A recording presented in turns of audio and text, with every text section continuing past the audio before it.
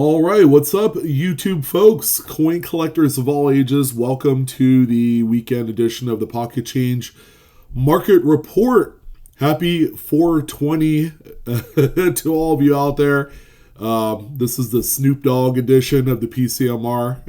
Hope you guys are doing well, and also happy Easter to fine folks out there that are participating in that as well. So we got a lot to talk about, a lot of coins here.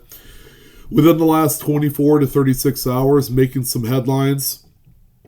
As you would guess, this is your one-stop shop for all of the up-to-date market activity on some of your favorite finds out of circulation, coin roll hunting, coin shows and shops, you name it. It was a show week for us here at Blue Ridge Silverhound, and they are going strong throughout the rest of the springtime. A lot of great stuff being found and discovered. Lincoln Cents, of course, paving the way as it should every single time. It's probably one of the most widely searched coins out there today, and that stands to reason, why the market is so active and so robust on our favorite 1 cent denomination coin. So as we go through the report here today, I just want to let you know that I'm on the road. I don't have my good old microphone that's been kind of performing really well lately. I'm using the microphone on the computer, my laptop, so it might be a little bit on the light side. You might want to turn up the volume as we go through the list here today. So thank you again for all your views and support. A few little ground rules before we jump in. As always, we don't talk about graded coins. The coins certainly that we talk about on this particular video, they all speak for themselves, and varieties, errors, and things like that certainly does not need to be graded. As you can tell, the market really responds favorably regardless of whether or not these coins are entombed in a plastic prison or not. So save that money, keep it in your pocket, and just cash in on your finds as you come across them. And then finally, the photos you're going to see here today are 100% original to these sellers' listings. We didn't do anything special to make them look better or enhance them. You're getting 100% original, whether they're good, bad, or indifferent, images right directly from these listings. All right, so before we go ahead and jump into the selections, I want to let you guys know that we sell on the platform Whatnot. I sell on eBay, but I also sell on this platform. It's been a huge game changer for not only my business, but also for my collector friends that want to come in and buy coins. Sometimes they're located in an area where they don't have the luxury of a coin shop or a regional show. So Whatnot has been kind of like one of the best live social media auction platforms today. More new people are getting into not only buying on this platform, but also selling on here as well. So my shows come up every Friday, 5 p.m. Pacific, 8 p.m. Eastern, if you wanted to go check it out. If you haven't signed on yet, we have the QR code on screen. If you scan that and sign up under my name, then you can go ahead and get $15 off your very first item, courtesy of your boy Blue. But if you're not a fan of the QR code or you don't know how to use it, we'll also have the links down below in the description box and pinned to the comment section of this video. All right, so we're going to go ahead and jump right in. There are 3 coins in this first lot, and only one of them signifies any sort of relevance to the whole thing. It's going to be that top coin right there, which is a 1929 Lincoln wheat cent with a nice, cool strip of delamination that goes right through the date, as you can see. The other 2 coins in question, the bottom right coin is the 1951D, where the seller obviously doesn't know a whole lot about, this type of anomaly. The slanted 1 variety is not a slanted 1 variety, but a well-placed contact hit on that last digit of the date there that creates that last one to look a little bit funny. And then a 1969D with the abraded reverse, aka floating roof. It's probably a coin that gains more undeserved attention than anything else. But yeah, all three of these were together in this one singular lot. The most relevant is that top coin. So the three coins you see here ended up selling for a total of $25, and that's with shipping and the whole 9 yards in there. All right. Next one that we have here, nothing too major, and this is more of a testament of, you could easily overlook something like this and not think about it. It's a 1980 Philadelphia Washington quarter that is a little bit broad struck, just slightly off center there. So there is obviously a collar issue here to create this coin that you see here today. The collar is what ultimately keeps the coin in check during the process of the strike. It keeps the coin at a very specific diameter. So when that collar is not there and it still strikes up the coin, the metal flow will enlarge the coin a little bit above and beyond what the normal specs of a Washington quarter should be. So that could be a broad strike. It could be an off-center strike when some of the devices get cut off there. So something like this, while not crazy, terribly, kind of obvious, did sell for $17.50. There are collectors of these, especially the ones that do it by date, whether it's off-center or broad strikes. They like collecting these. And this might represent more of a bargain kind of piece for this date, whereas more significant examples might command 2 to 3 times as much money. Now, this one right here is probably one of the biggest spectacular coins of the year. And we talk about clips on coins, and how unspectacular some of them could be. And then you come across coins like this, that's barely 3 years old. You'd figure the U.S. Mint got its affairs in order with quality control and, how to prep or blank out the planchets, before they did anything else. And they still managed to produce bangers like this. So before you guys, question it, it is 100% legitimate.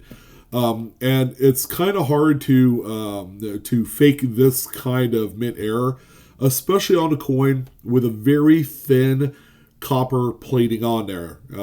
You could try and file that down, to produce your own clip, but it's not going to look good. The plating will flake off, and it's going to be really noticeable. Also, in this particular one, you actually have very robust Blakesley effect that's happening on the front of the coin. That's a opposite side or opposite edge flattening of the rim. You can see it right above the word God and also right above the word trust for each one of the corresponding clips. So that is very important. I hate to say that not every legitimate clip error will show Blakesley effect, but this one, very important. And again, it's a very, very new coin. And call it like it is. It's a rarity. This is one that I suspect doesn't really pop out into circulation that much, let alone in a bankroll. And because of that, it ended up commanding this weekend $235. Quite possibly one of the most expensive clips that I have ever witnessed on any one singular coin. And that's also dipping into some of the much older coins as well. This one is just an unbelievable error type because of how new it is. Very, very crazy.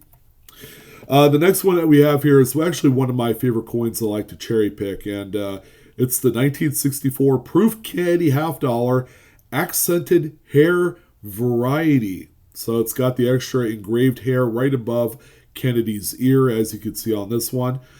One thing that you're going to know with the accented hair is that from going from left to right, it's going to have the missing bottom left serif of the I in Liberty.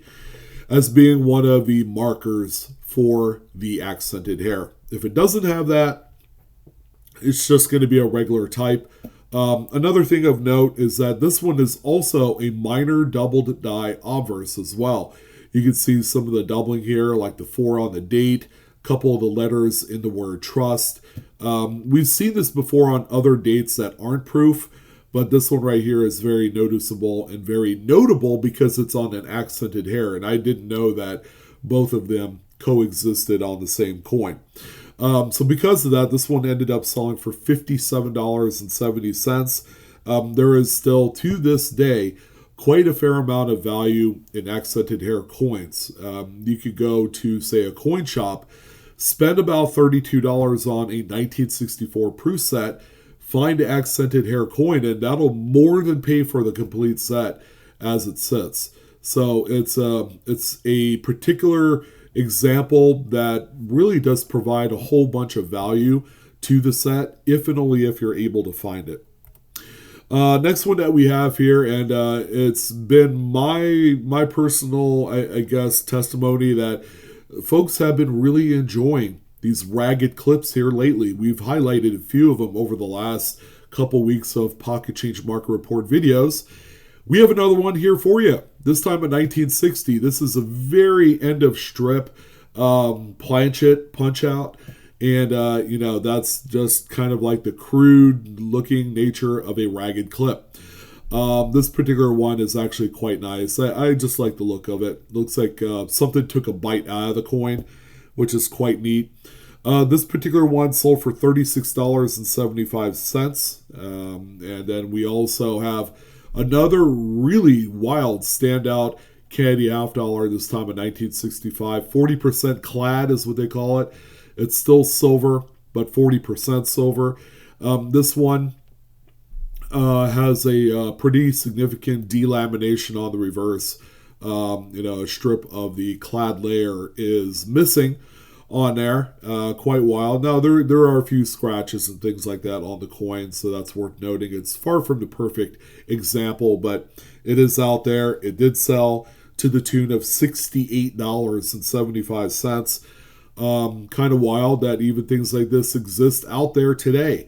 And not many people are fully aware that a coin that, if you were going to look for this, say in a box of half dollars, we look for these because we know there is some value baked in because of the silver content in them. But very rarely do we understand that any sort of mint-error application on these coins will greatly enhance the overall value of said coin. All right, sometimes we'll talk about some of the older classics. Here's the 1803 draped bust large cent. Now, this one has a very notable, very well-known variety type. If you look at the fraction on the reverse there under the center of the wreath, this one clearly shows the 1/100 over 1/000 variety. All right, so you can see that first number at the bottom of the fraction there, which they call, I guess, is that the denominator? So the first 0 is over a 1. So you see two different numbers there. This one right here, even in this low condition grade state, sold for $90.56 with 12 bids collected together. This one is also in the Red Book. I don't think it's in the Cherry Picker's Guide, but yeah, a lot of people who do early American copper, they're very aware of this one. It's one of the types that are collected into, especially in higher grades. Now, there you go. That's probably more of what we encounter if we're out there roll hunting, is coins with one single clip, like this 1966 Roosevelt dime. Is one it's worth talking about. Nothing too crazy, and because of that, it sold for $9.25. But also do recognize that this coin has that kind of value. It might not seem like a whole lot of value, but if we're all trying to really build our eBay business, we'll take some of those smaller sales in lieu of not having any sales at all. And, all of the profit, whether it's just a couple dollars or if it's $100, they all go in the same bucket. And we're trying to fill that bucket up so that way we could do whatever suits us, whether that's buy more inventory, enjoy a nice vacation, pay off bills, and that's the beauty part about having a business is you have that autonomy to do that, but also understanding that you shouldn't shortcut the process, sell the smalls with the bigs, and that's where a lot of the success comes in kind of like a volumized type of sales function. All right, so want to let you guys know that uncirculated sets, both P and D, are what are normally included in these mid sets. They can hide some pretty notable. I can't even talk today. Notable varieties. For example, 1974. Wasn't sure if you guys are aware, but the candy half dollar could have the FS 101 doubled die obverse. That one is found in the mid set. It can be found in circulation, just going through rolls. It's one that is very common and it's kind of like all over the place. But the FS 101 1974D is, I would say, probably the biggest double die variety of the entire series, but also the most widely found. They're very common. And because of that, prices aren't like extraordinary, but I certainly would not throw away this set, which carries a value of about $8 in total here for collectability. Because finding this variety will greatly enhance the value of the entire set if you decide to just keep it in the packaging.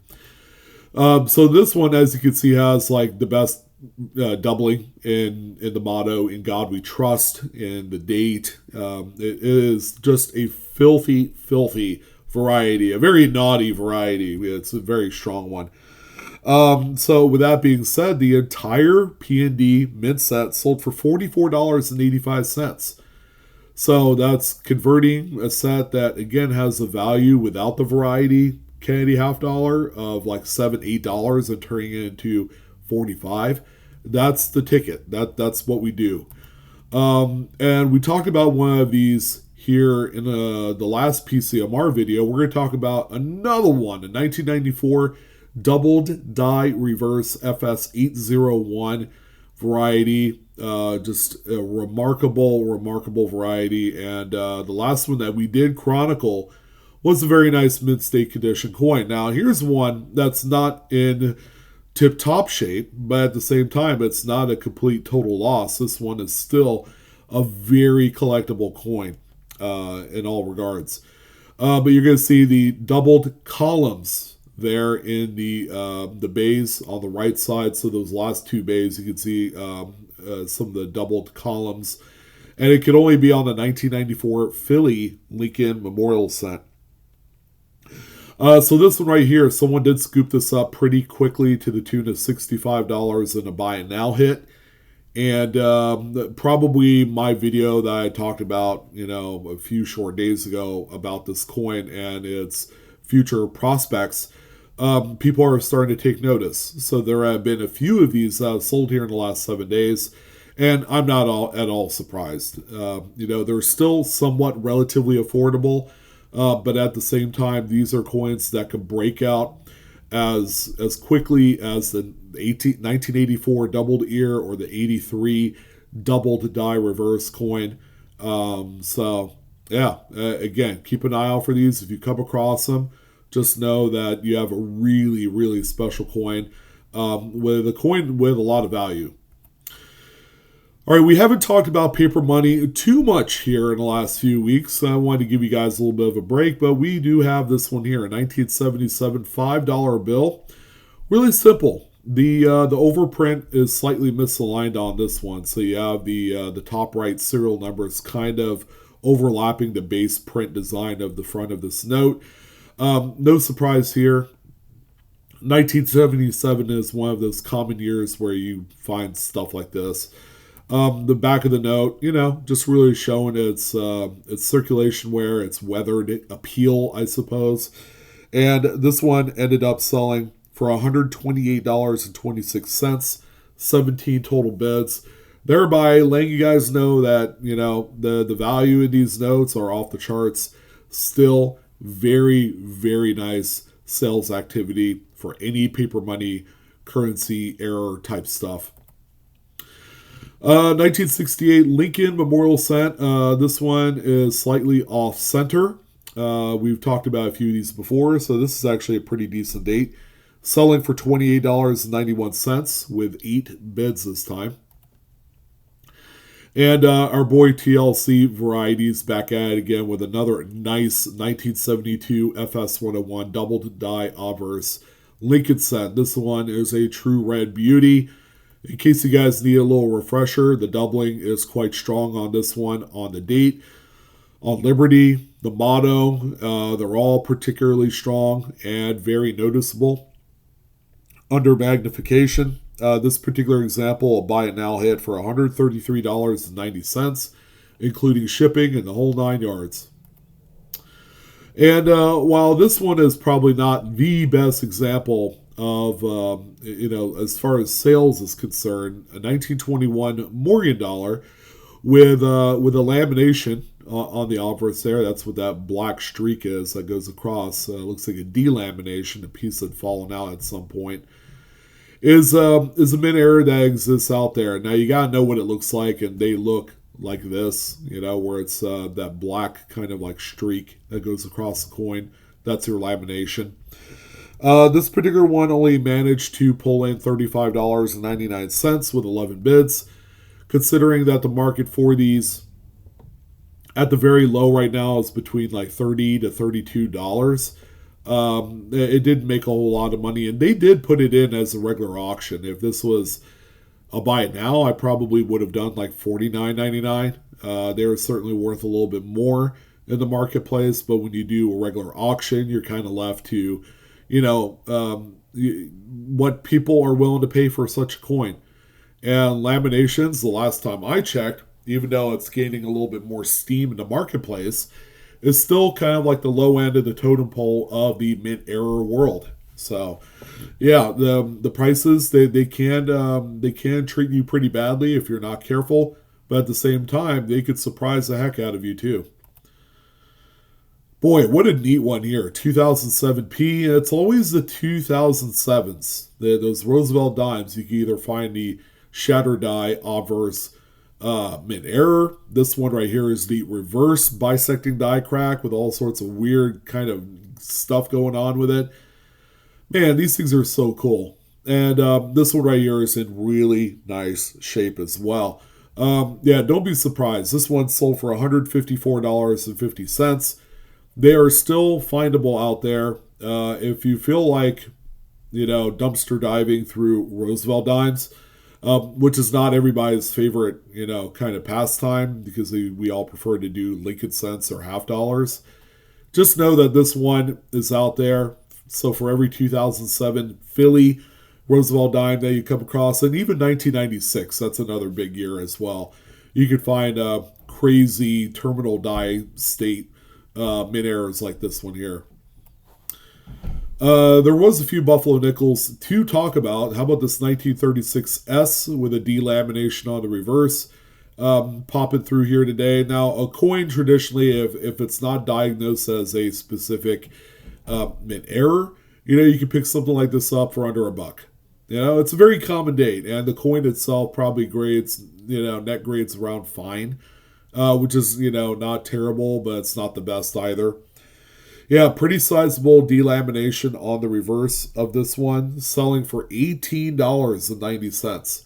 So that $1 investment you had put into this, you could get back 18 times your money and feel absolutely wonderful doing it. Again, you take these kind of sales with the big ones and just enjoy all the money coming in.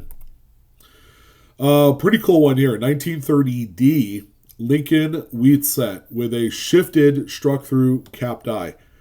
It's pretty neat because you can see a considerable amount of weakness on this one, but you can also see very strong, well struck devices as well, like in the motto, the last couple digits of the date. So that die cap was shifting right on the head of that die on this particular one. So this one sold for $63.71 with 18 total bids. There were a lot of people that knew exactly what this one is, and it's such a scarce date for such a mid-air. Not the greatest photos, and the seller even did a video. I don't know if you guys know, but you could do a video for your eBay listing. So 1943 Lincoln Steely, that is struck a little bit off center by about 10%. Nothing too crazy here. But it is a Steely. That's kind of the redeeming part of this whole thing. How about $99.01? Yeah, very strong amount of money. The 1 year type compositions like this, they always get a lot of praise and a lot of desirability because of what they are. There's not too many of these mid-airs on these one-shot type deals. Here's our other paper money piece of the week, 1969 A $10 bill with a couple gutter folds in there. Gutter folds are so cool, by the way. That's caused simply by a wrinkle in the subject sheet at the time of printing. So the wrinkles were never stretched out at any one point, and it was all printed over, thereby creating this fun little nugget that you see here. Always seem to be found on much older notes. So wanted to let you guys know that is the case. So with that being said, this one sold for $249.99. A very strong sale on this. I think it has everything to do with the fact that it has more than one gutter fold.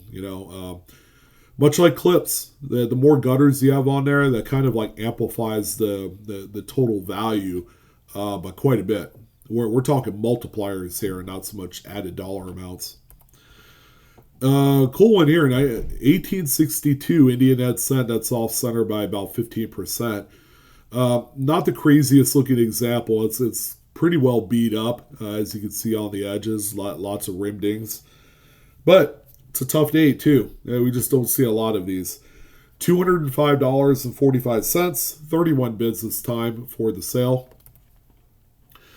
Very clean. This thing is quite ghostly looking. 1996p broadstrike Washington quarter showed itself in very high-end condition, fashion for sure. This one here selling for $37.50. Always good to see those, and that's going to be a piece that's going to be pursued for some sort of date set, I would imagine.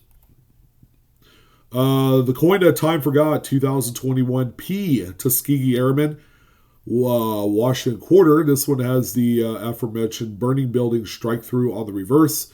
Here's a little bit of a close-up here, which is a field restricted strike through is its common terminology.